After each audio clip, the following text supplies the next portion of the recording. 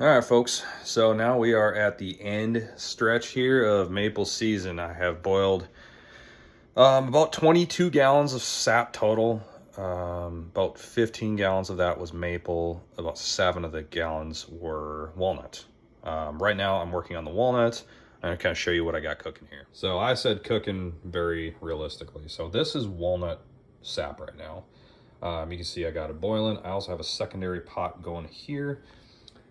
Basically the idea is I'm trying to get this syrup here to go to a boil again, but inside here in the house, it's more controlled. So what the reason you want control over this boil at this point is once syrup hits about 66 to 68% bricks, or which equals 66 to 68% sugar, there's a very fine line. If you go over that, this syrup will crystallize almost immediately.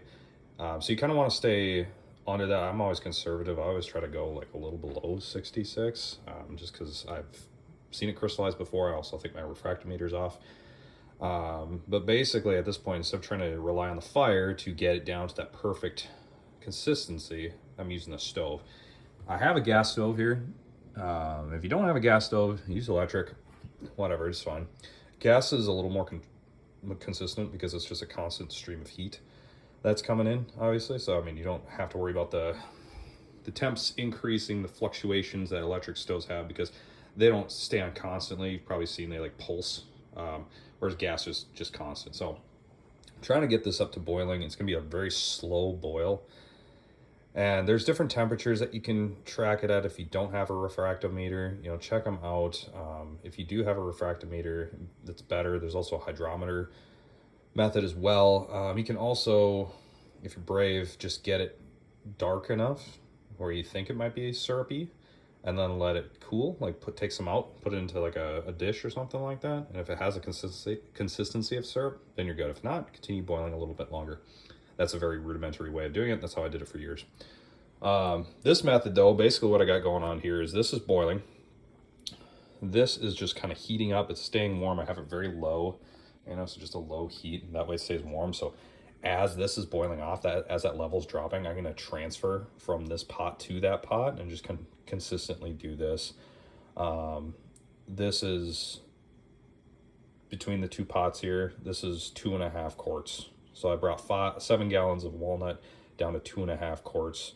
If you're wondering what walnut syrup tastes like, it tastes just like maple syrup. It's just like a little like nuttier almost, which makes sense, right? It's walnut, but yeah, we'll see how this goes. This will probably take a couple hours here, but I'm gonna work while doing this at the same time and just kind of keep an eye on it.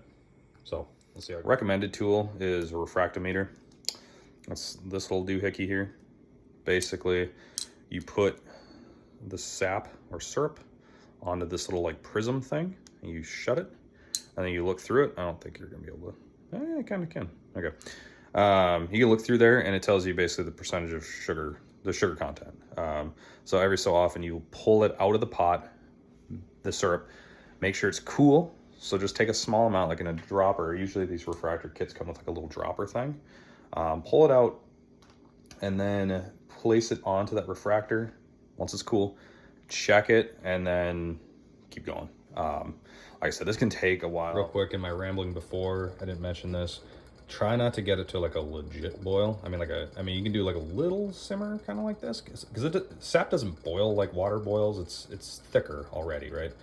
You don't want it to do necessarily like a rolling boil. You just want it to just kind of steam off like it is here. Like I'm hoping I get a little more heat out of this so I can do this a little bit faster. But getting to a rolling boil isn't really a great idea because, again, it can cause burning very quickly. So just kind of keep an eye on that. I want to show you quick how I test this stuff. So this is how I do it. I take a little thing like this, pull up a tiny bit of sap, just like that. Put it in there. Again, that's probably too much. Then I clear this out because I'm going to test again. I don't want that extra sugar in there or lack of sugar to actually skew my numbers. So you're going to let this cool. I just keep it in a bowl. You can use whatever bowl you want. I'll move that over here. It should be cool by now. then I'll test it with my dropper. Okay, I'm not gonna show that because I only have one hand and it looks silly. But that's how you test it. You make sure that it's cool, and then you can test it. I just tested a little bit ago. I'm at about 30%, so I'm about halfway there. So we'll keep on trucking here. We're getting down to it now. So once you get low like this, if you go like this, it kind of bubbles it up more and boils a little quicker, but at about 55%, so we're getting very close. Wanted to mention one other way you can test your maple without a bunch of fancy tools is a thermometer. You can look it up online. It's 219 degrees at sea level.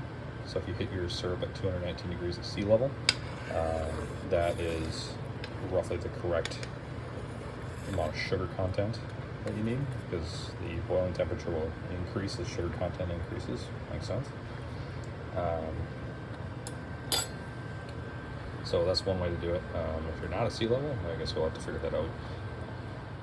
Another tidbit, once you get to this point, man, you are close. You can see there's a lot of impurities in this, and I actually skim it off with the spoon, but yeah, we're getting very, very close here. I'm actually going to turn it down a notch. That is the finished product.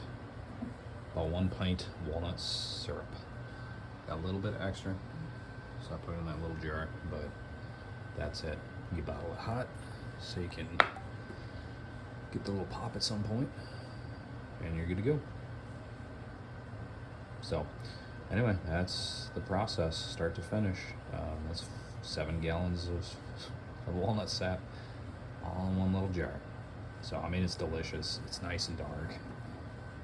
I mean, it's, yeah, right at 64%, 65%. So that's that. Let me know if you have any questions or anything like that. Thanks. Bye.